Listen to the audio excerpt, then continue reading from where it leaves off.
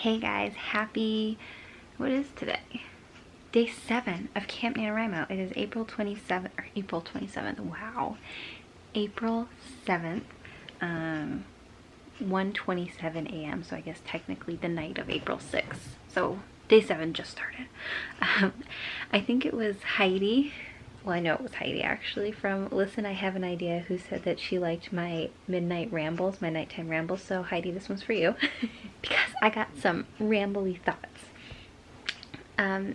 So my last video, I just posted it, and I just want you guys to know a whole week, or like, I guess not a whole week, like 4 or 5 days have passed since I filmed that, and I am doing so much better. I swear that video was slow, lethargic to film. Lethargic, that's not the word I'm looking for. Cathartic. Is that the word? Oh my god. I don't think I've ever said that word out loud before. Cathartic? I need Zach here to tell me how to pronounce it. Oh my god. I swear I have a decent vocabulary, but there's so many words I have never said out loud that I realize when I say them for the first time. It's like, wait, that's a new word. I don't know how to say that. Cathartic? Cathartic. Cathartic? Oh my god. I don't know how to say it. I can't say it. Cathartic? That doesn't sound right. Hang on, we have to look it up. Cathartic. Cathartic. There you go. Providing psychological relief through the open expression of strong emotions, causing catharsis. It was so cathartic. That I do feel better. And you know, I've obviously been talking to my family a lot more and just needed to kind of just have my moment, and I think we all can relate to that in a lot of ways, just from what it sounds like everyone else is experiencing. So yeah, I just want to reassure you guys I am doing so much better, and I do feel ready to write again. I still haven't read. It's like a reading block, which I've never experienced before, but I think that is soon going to pass as I finally finish Percy Jackson and the Lightning Thief, and rereading Harry Potter again, which I know I always love when I reread Harry Potter, so that's going to put me in a good mood too. So yes, I'm doing better, finding comfort in this new normal and processing those feelings and talking to my loved ones about it. So I've been doing a lot more thinking about writing, and I am wearing pants. They're just shorts. Just doing my my quarantine check-in. Last time I was reassuring you guys I was showering. This time I assure you I'm wearing pants. This nighttime ramble brought to you by 1:30 a.m. thoughts. Actually, I started thinking about it when I was doing laundry, so they're laundry folding thoughts. In my book review video, my honeymoon, it's not a book review, my honeymoon book haul video, I posted a couple videos back, I talk about how I haven't experienced that love and that connection to a book in such a long time, in a book series. I asked you guys for recommendations. I'm still asking if you do have any books that have made you feel nostalgic and just made you, not nostalgic because you've never read it, but like when you read it for the first time you don't feel nostalgic, but just really immerse you so much in that world that it sort of like takes over your life. That's what I'm looking for. And I realized with kind of like a duh revelation, you know, I think that excitement that I'm looking for is supposed to come from my own books. And it's that level that I should feel when I write it, or at least reread what I've written. And I'm definitely getting closer. I still don't feel... Give me the 100 crunchy ball toy. I still don't feel 100% there. I'm gonna say something that's gonna make me lose 100 subscribers right away. I'm sorry for the noise in the background. I just feel like I can't say it, but I have to say it because this is my process, and I just feel like this is what you go through when you write and rewrite and rewrite and rewrite. I think I might change my point of view and rewrite my first few chapters again. Oh lordy, I have lost my mind. Let me explain. So to take you along for the ride, for those who haven't been here from the beginning, my book started, how did it start? I don't even know anymore. It started as third person distant, and then it went to third person multi-point of view, third person. And then I toyed with multi-point of view first person, and then I played with third and second person and first person, like all in one. That was a fun phase. And then I went back to third person, still multi-point of view, and then the latest and greatest was third person, close third person, dual point of view. So like, for example, I mean, just because I'm rereading it, so it's like on the forefront of my mind, but Twilight, Breaking Dawn, when it switches between her and Jacob, that's not third person. What am I talking about? That's first person. I'm forgetting point of views. But like Harry Potter, I guess, how sometimes she opens the book with a view not in Harry's perspective. So the latest thing I want to try, and I guess I'm not going to commit to it fully because I think it's just, it started as a writing exercise that I was playing with myself. Now Kimmy's eating. Like in my own head when I was folding laundry. I always do my best thinking when I'm like, you know, folding laundry or doing a puzzle or doing a paint by number or something like that, like busy with my hands. I sometimes play this game when I'm feeling really stuck.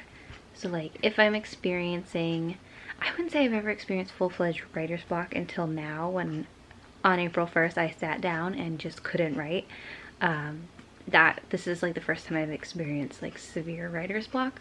But one thing that I sometimes do, whether I write it out or I just do it in my head, is like interview my characters, like talk to them as if they're like standing in front of me, and I like ask them questions. It's totally insane. But it always really helps me, because then it helps me like discover my characters more, find their voice more, play with just asking them different questions and seeing like what I think they would say, and just like, to me, doing it out loud and not writing it down, I can do it more quickly, and then I don't feel like I'm wasting precious writing on something not story related, which is so stupid. If I want to write, I should write, and I shouldn't worry about if it's going to the final cut or not. But yeah, and so I was doing that, and that's when I sort of like kind of started slipping in, not so much like interview style with my main character Paul, but like imagining a first person story from his perspective, and just his, not Anna's.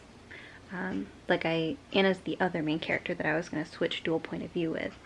And even though I think the reason I'm so focused on her is, well, one, she was my first character I thought of for the story, and I knew she would be the most interesting, and she's like the most mysterious, but in my heart she's never been the main character. I don't know why.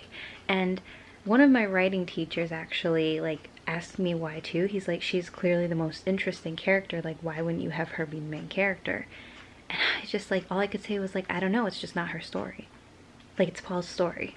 And I've always felt that way, even when I try to deny it, but it really does feel like Paul's story. And so I'm like, then why am I messing around? Why am I so focused on having this dual point of view and multi-point of view and like cool perspective if it's Paul's story? Why not just let Paul tell a story? And so now that's kind of where I'm at, is like, what if I just played, like, hear me out. Hear me out self, because I was like asking myself, are you crazy? Like, how many times are we gonna go through this, like rewriting the first few chapters? Eventually we gotta move on to chapter 4. It's gotta happen. I can't keep denying it. But I was like, what if I, like, why not? This is camp. It's casual. Like, what if for camp I just play with rewriting how it feels natural to write? And like, I feel like first person, as much as I love third person probably more, like I enjoy reading it more, but maybe I just read it more. Maybe I don't care about if I enjoy it more. I don't really know how I feel. I don't think I really care. But just writing first person feels way more natural. I think it's because I journal so much. Like on my computer, I journal a lot. And so that's why it feels more natural. But, and obviously, clearly I love inner dialogue, because that's what all these vlogs are. It's like dialogue. Inner monologue, I mean. yeah, so I think actually that's going to be my plan for camp, and I might do a little tonight. I might not. It is technically almost 2 a.m. and I do work tomorrow. Don't have very far to commute though, just from the bedroom to the kitchen table, so I think I can squeeze it in. Yeah, I think maybe for camp, I let go of trying, like focusing so hard on this being like the perfect draft and revising it and like finishing it. Something always just felt not sincere about it, and I think I'm really getting closer, and I think maybe this is the answer. It's going to present a lot of problems. I have to figure out how to tell Anna's story if it's just Paul's perspective, especially first person Paul. Because like one of her shticks is that she is pretty reserved, so getting her to open up is going to be difficult, but I don't know, that might be fun to play with though. Like, who says it should be easy, right? But I also just wanted to say too, so when I went on a walk a few days ago, when was it? April 5th. It was just yesterday. What is time anymore? Seriously.